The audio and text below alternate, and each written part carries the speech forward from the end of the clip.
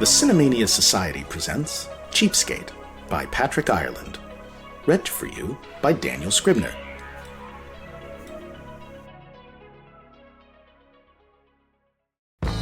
Yeah, I get all kinds. Any rental limo chauffeur does. Weddings, tips are fair. People are usually happy. Funerals, forget it. Nights in the town vary. Married couples, maybe a 10, sometimes a 20. Single guys out to impress a dame, $50 at least. Teeny boppers, don't make me laugh. Unless you can relate to bubblegum cards and maybe a Def Leppard cassette left in the tape deck. I take what comes. I have to. $10 an hour on a 12-hour shift pays the rent, but tips buy the little extras, like a decent lunch now and then. And that was what ticked me off about this guy. I came into the office this morning at 9 o'clock. Max, the dispatcher, hands me my day's schedule. 4 one-hour runs and a 2-hour. Great. Well, at least it's a stretch limo today. That's some consolation. For me, at least. Some of the other guys bitch about pushing a stretch in traffic. I tell them I'll swap anytime. I can handle the heavy iron. It gets you noticed.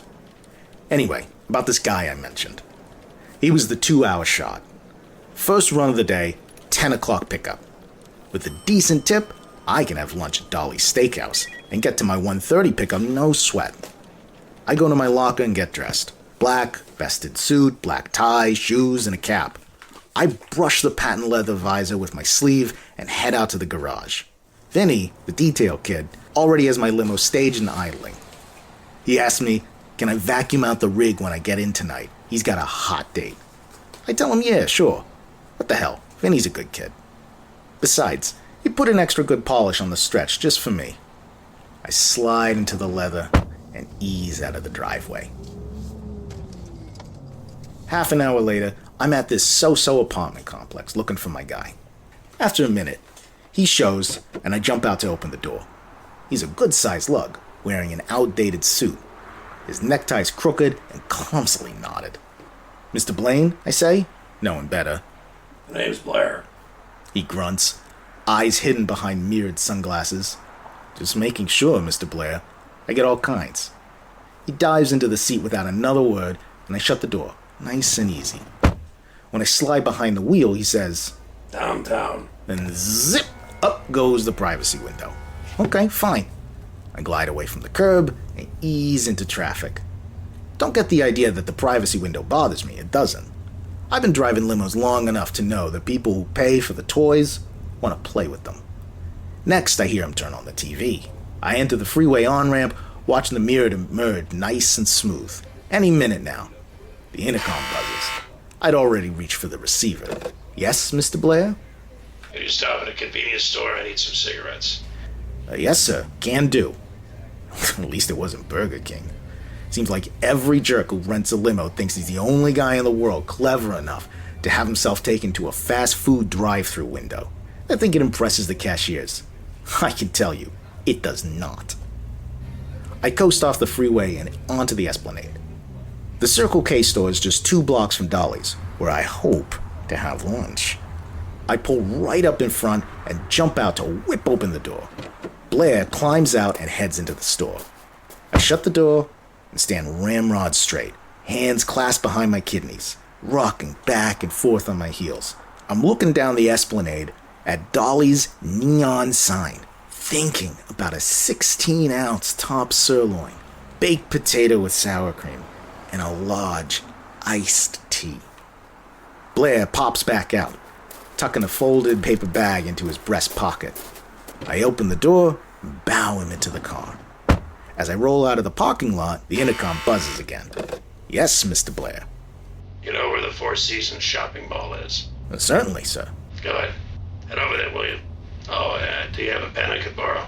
Sure thing, Mr. Blair. The privacy window zips down, and I hand him my papermate. The window zips right back up again. He doesn't bother to thank me. Nice guy. I cruise back to the freeway, concentrating on a smooth ride and a decent tip. From the back, I hear Lucy whining at Desi. $50 an hour this guy's paid so he can watch a rerun of a 30-year-old TV show in black and white.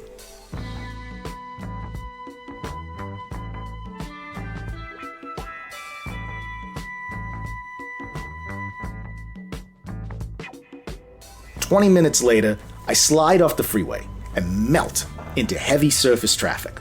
Jockeying for the mall, I see a window in the stream of cars and smoothly insert the stretch, feathering the brake. Like oil on glass, I ooze into the 400-acre parking lot and slow to a crawl, waiting for directions from Blair. He has me drop him at the north entrance of Capwell's department store, just past the Wells Fargo Bank. He tells me to circle the block of the department stores and meet him at Capwell's south entrance.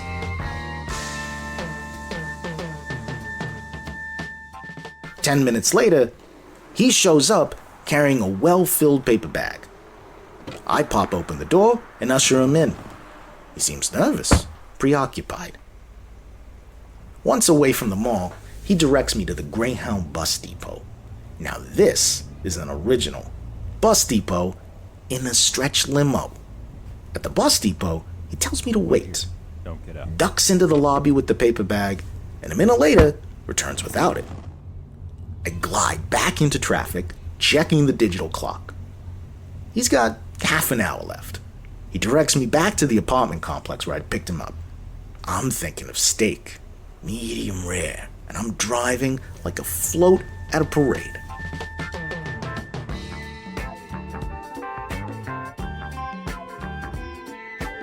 With 5 minutes to spare, we roll up to his digs. I step out, open the door, standing at attention and offering him a 500-watt smile.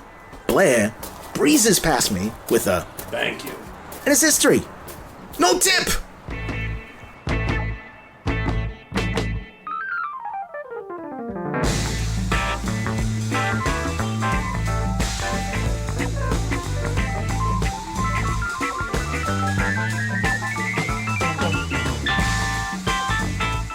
I'm so jerked out of shape, I find myself in front of Dolly's before I realize I can't afford the goddamn salad bar, let alone a steak.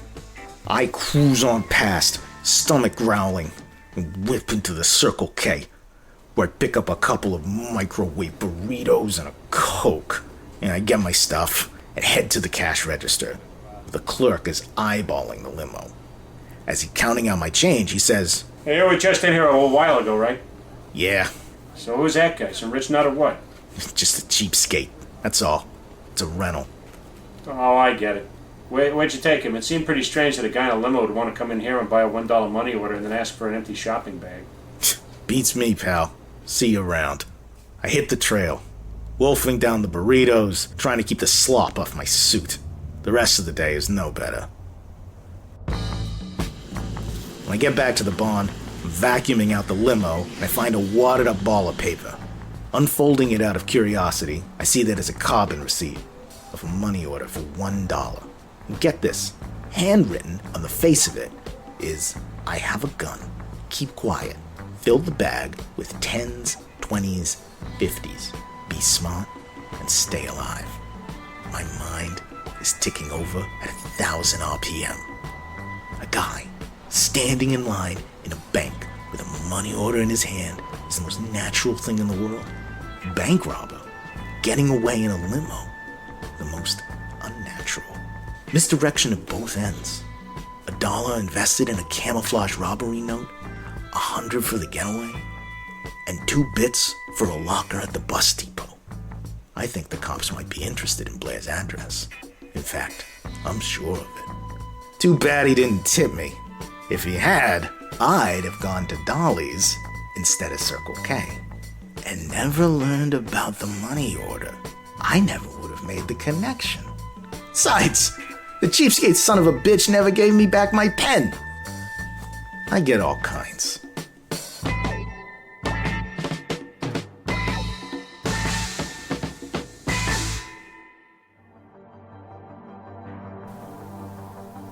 This has been the Cinemania Society presents Cheapskate, copyright 1983 by Patrick Ireland. Performed by Daniel Scribner and Ethan Ireland. Cheapskate first appeared in the October 1988 issue of Ellery Queen's Mystery Magazine and appears here with the permission of the author. Intro and outro music by Carl Casey at White Bat Audio. The Investigators by Brian Bennett appears courtesy of apmmusic.com. Sound effects courtesy of Epidemic Sound.